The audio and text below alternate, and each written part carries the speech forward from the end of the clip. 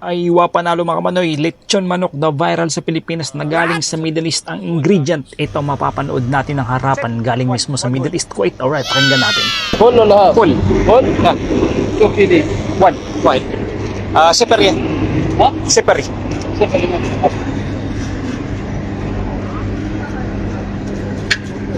Sorry. Nagsarap yan. Ay panalo mga kamanoy. Yes. Kamusta mga matitigas na manoy?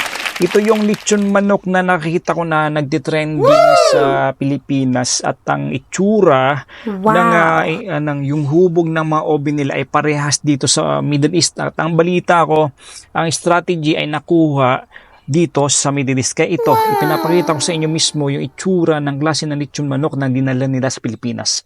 Sa mga hindi pa nagsusubscribe, pwede kayo mag-subscribe at mag-follow sa akin. At maraming salamat sa 700, almost 700 na naging followers natin sa nakaraan. Ito po yung itsura ng lechon manok na mismo legit, lihitimong galing dito sa Middle East. At ang nakikita ko nga sa Facebook ay the same yung itsura at yung pagkakagawa mismo ng equipment, yung turbo ay pare-pare at the same yung idea. At ang balita ko nga ay yung mga ex-OFW galing na Middle East, yung mga nagdala nito sa Pilipinas. Yan po yung TUM, yung sauce na tinatawag. Yung sauce na TUM, ang TUM po ay Arabic word at sa Tagalog ay garlic. At yan si Manoy napalaban na. At kasi nag-crave si Manoy kanina at because it's a special day for me. So that's why I feed myself at least once in a while. Hindi masama na tayo mag-enjoy naman kahit papano, paminsan-minsan. At ako po yung nag-crave. Bumili nga ako ng lechon manok kasama itong kubos. At ang kubos po na yan, at maraming nakaka-relate yan sa mga taga Middle East. Ang kubos na yan ay parang kanin dito sa Middle East. Kung sa Pilipinas ay white rice, steamed rice ang laging ginagamit na ating pangunahing pagkain. Dito po ay kubos yung bread na yan, Arabic kubos. Alright. At sarap na sarap nga ako yan kasi ang tagal ko ng panahon na hindi kumakain ng ikot-ikot na lechon manok na yan. At naalala ko nung dumaan ako doon sa Mubarakiya.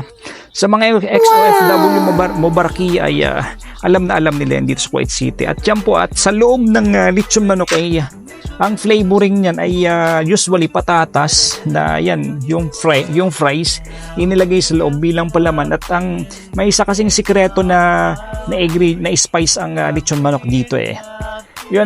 Sige, patuloy nating tingnan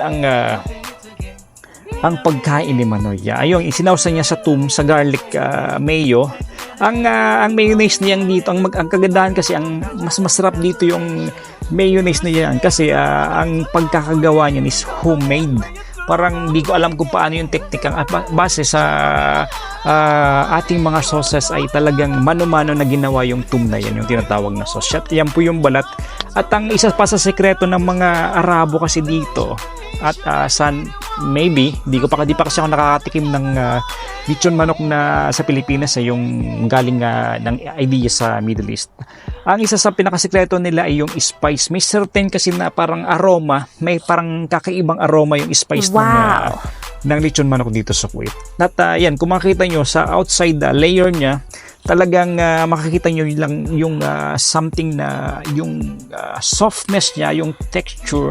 At the same time, meron siyang inihalo nga dyan na powder na hindi ko magets kung anong klase ng spice yung ginamit nila. At kung ayan ay yung salted pickle, yung binuro na pickle yan yung parang tawag doon yung pang-alis ng yun pag nagsasawa ka na sa isang pagkain, parang gusto mawala yung kalimutan ko yung the right word. Pang-alis ng ganun, basta yun. Yan po ay yung balat, binanatan na ni Manoy. At talagang nag-enjoy talaga ako nun kasi na-miss ko talaga tong ikot na to. At siguro over a year na ako bago ako nakakain ulit ng ikot na manok. Yan si Manoy, enjoy na enjoy kasi nga i-reveal ko na sa inyo mga kamanoy, kasi nga it's my birthday today, so I treat myself. Sana Cineol, Coca-Cola 00, Cineol sponsor soon. It's my birthday today, kaya dinrit ko yung sarili ko. Para naman sa aking para sa akin katutuwa. Ayun, maraming salamat Ma'am Nay. Pakinggan natin ang kanyang pagkain. Dahil talaga.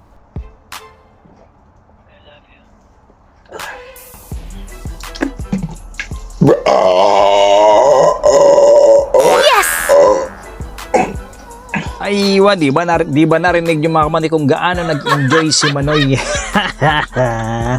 And syempre, maraming salamat po sa inyong lahat, sa aking asawa, especially sa aking asawa, si Jonica Joy de Dios, at sa aking 3 anak. Thank you so much guys for making my day complete sa aking 3 anak na yan. And syempre sa Diyos, huwag natin kakalimutan lagi sa pagbibigay sa atin sa pang-araw-araw at sa pagbibigay ng panibagong taon sa akin. Maraming salamat din sa inyo sa mga bagong subscriber, and hopefully you will be with me in a few years more. Thank you so much. Shout out sa inyo lahat. Alright.